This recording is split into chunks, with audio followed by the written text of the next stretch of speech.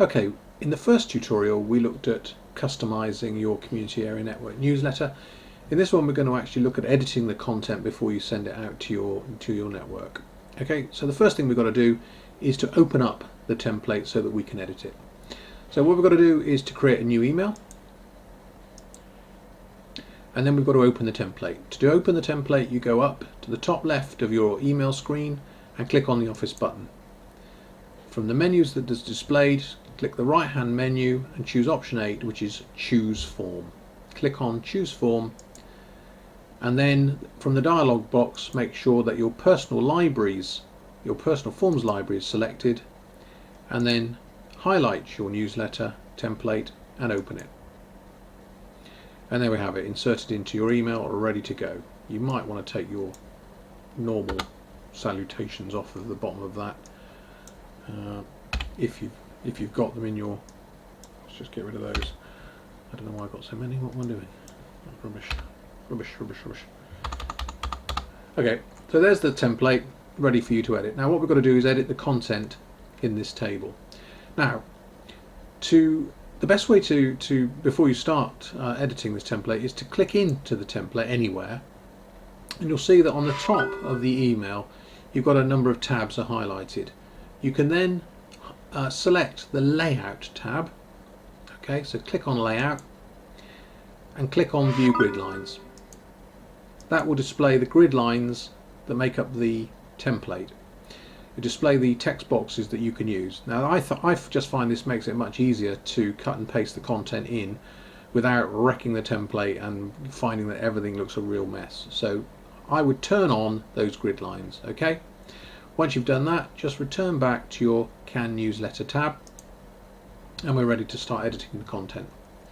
Now in the first box I've included two what I call headline items. These are perhaps two of the most interesting items that have been posted on your blog site in the last couple of weeks.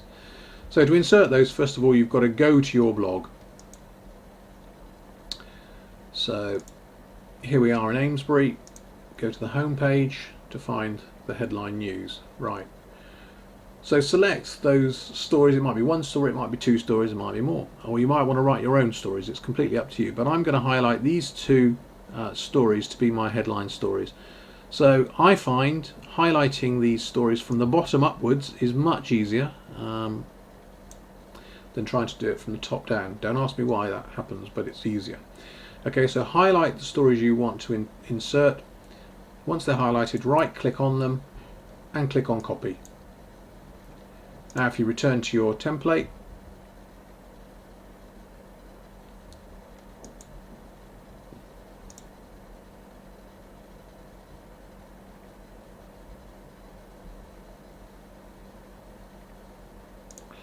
right, that took me on the wrong time, sorry, but if you return to your own template, all you do then is highlight the stories you want to replace, right click again and paste, and that will import the stories from your website. That will also preserve the links that are included in those stories, so now people will be able to click on those links and read the full story on your blog. It's also inserted the pictures. I don't want the pictures because they make things rather clunky. I'm taking those out. So let's get rid of the pictures, and I don't think we need the dates, all a bit superfluous, so let's just remove those and any gaps. Fiddle with the formatting slightly to make it look attractive, and there you now have two stories inserted into your newsletter ready to go. Okay, now the thing you'll notice is that they don't necessarily line up exactly with the formatting of the template, so all you have to do is to highlight the text and bring it all into line. There we go, very neat, and you know I'm a stickler for neatness. So there we are, we now have your two headline stories inserted. You may want to just check the text reads right, or to make any changes you want to that text. The next thing is to include the short links to the news items on your blog. So again, we go back to your blog site, and this time we want to select the short links in this section of the newsletter. Again, I work from the bottom up, much easier. Highlight them all, right click and copy. and then we return to a newsletter, highlight the links in your newsletter, right click and paste. Now you'll see that it's imported quite a lot of rubbish, so we want just to tidy that up by taking out the little bits and pieces that it's included. That will tidy that up.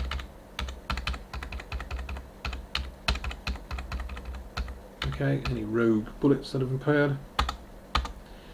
And there we have your text imported. Now we want to just create that as a bulleted list, so highlight the text and click on the bullets, and you might just want to move those bullets so it's lined up. Perfect. There we are. We now have the bulleted list of short links to your content. We've now edited all of the stuff, all of the news is now in, it's almost ready to go. Now you will see now that there are some slight anomalies in terms of the colour scheme. We've got blue here for the headings and blue text here. We don't want that. If your newsletter is olive, then we want to change that. So that's easy, just select the text and select the colour scheme from the palette. In this case we're using olive, so we use olive, highlight, change it all to olive, and then we're ready to go. You can see that all of the text has been amended, all of the template is now ready to go. These links are live, you can just hover over them, you can test a few if you're concerned, but it's now ready just to send to your network.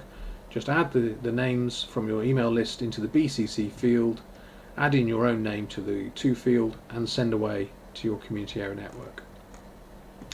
Now one thing I would do, once you've got to this stage and you've changed all the fonts and the colours and everything is absolutely spot on, is to save it again. I would save it again as a template, because then that'll save you having to do that every time you do it. So just to remind you how we save it as a template,